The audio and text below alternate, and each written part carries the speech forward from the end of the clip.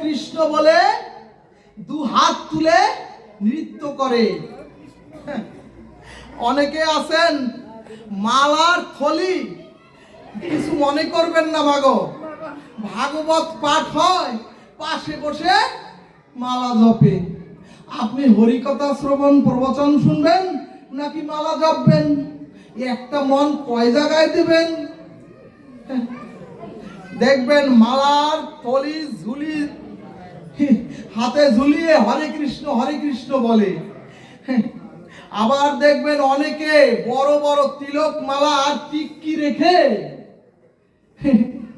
তীর্থ গতাগতিও করেন। কিন্তু খবর নিয়ে দেখবেন মা বাবা, ওই গৃহের মা বাবা পেটের ক্ষুধায় কষ্ট পায়। ওই গৃহের মা বাবা পেট পুরে খেতেও পায় না।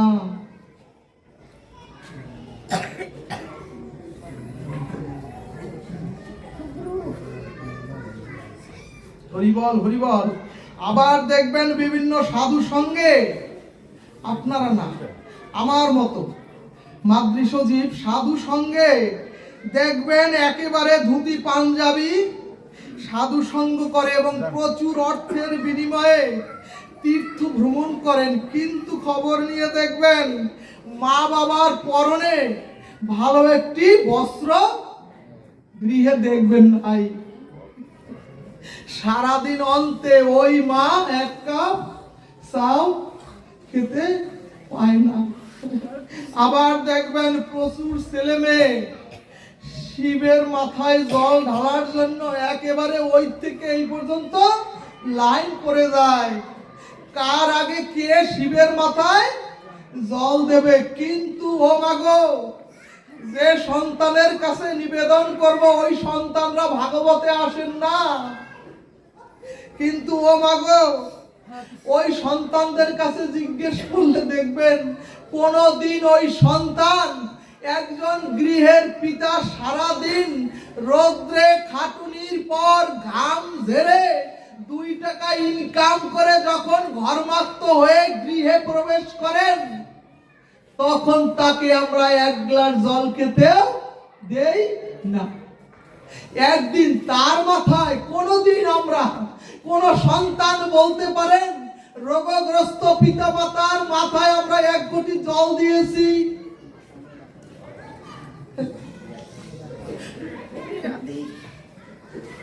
সুধীজন শাস্ত্র বললেন, ওরে নিজের জীবন্ত শিবরূপী পিতা, নিজের ওই দুর্গারূপী জীবন্ত মাতা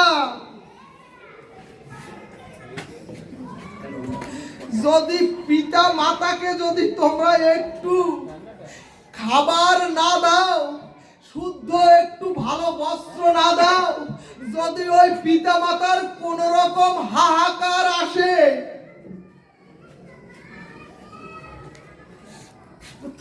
ওরে গৃহের কোণে যে পিতা মাতা 1 কাপ চায়ের জন্য সন্তান বা তার মেয়ের দিকে তাকিয়ে থাকে,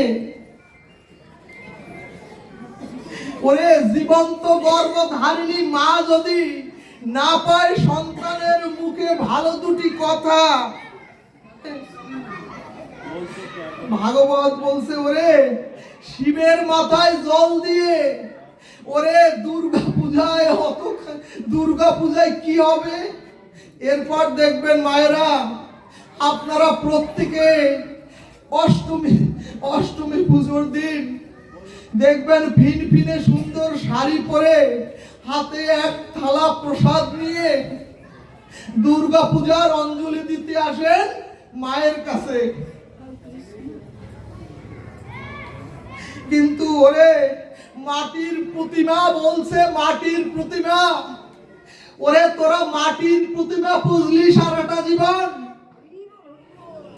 কিন্তু গৃহ মন্দিরের ওই গর্ভধারিণী মাকে কোনদিন কি পূজা করে দেখেছিস?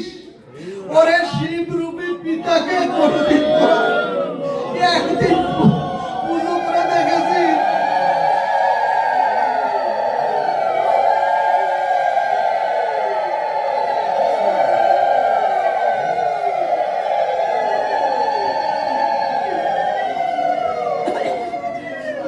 ভাগবত বলছে, ওরে যারা যারা গৃহের কোনায় একটি কাপড়ের জন্য যারা বহু আশা করে দিনের পর দিন বসে থাকে, ওরে যারা পেটের ক্ষুধায় সন্তানের মুখের দিকে যারা তাকিয়ে থাকে, সব দেবতা বলছে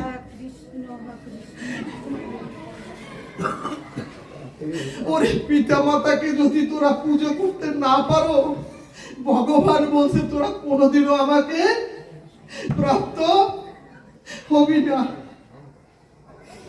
ও মাগো, আর বুঝি চরাচরে মায়ের চরণে একবার প্রণতি জানানো হলো না। ও মাগো, তোমাদের চরণে আমার মিনতি, আর যদি কোনো কালে, আর যদি কোনো জন্মে মানব জন্ম পাই, ও মাগো, তোমার কোলে, তোমার বুকে, তোমার দুগ্ধ পানে যেন বদনে হরি হরি বলতে বলতে যেন চিরমুক্তি।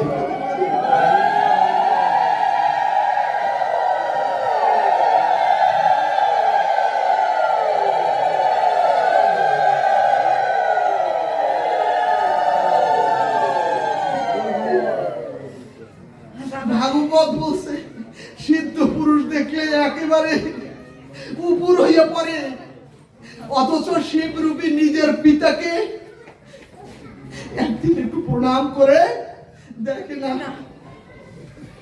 সিদ্ধ মাতা দেখলে একেবারে, অথচ গৃহের গর্ভধারিণীর পায়ে দিনান্তে একবার প্রণতি জানায় না। এই ধর্ম করে কি হবে?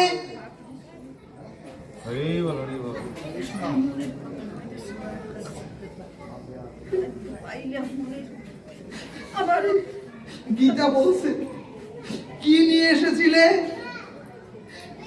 এখান থেকে তোমরা আমি সব নিয়েছি, আর আজ যা আপনার কাল তা অন্যজনার হয়ে যাবে। কিন্তু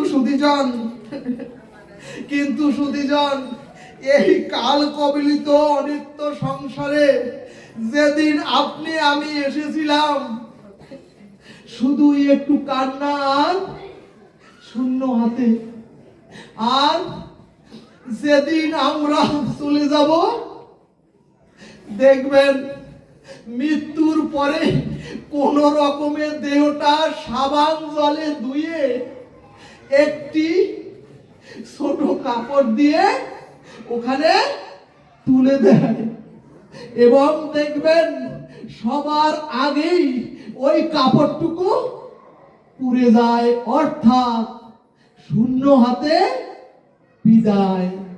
কিন্তু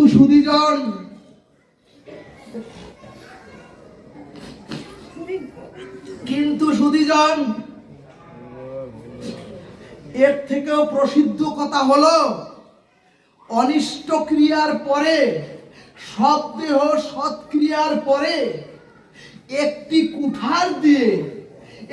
কুঠার দিয়ে দেখবেন কলসটি পিছন দিকে ভেঙেই বলে আর ওদিকে তাকিও না।